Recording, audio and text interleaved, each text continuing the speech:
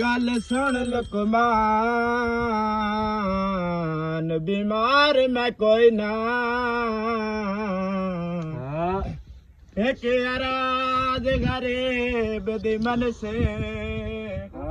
ओनु आख्या हुण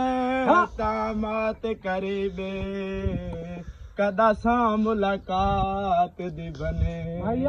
वाह वाह वाह वाह जे फायदा कोई नो थक पासे हाय मेरे जख्मा नाल जोखन से हाय हाय हाय साडे फाटे निकावे सियांदरा ताई हाय हाय हाय तो किथु किथु पटिया बन से सदके पंजाया अपनी न सते इल्जाम दे पंजाया अपनी न सते इल्जाम दे मुकाया अपनी हाय मुकाया अपनी न साथे इल्जाम दे वंजाया अपनी न साथे इल्जाम दे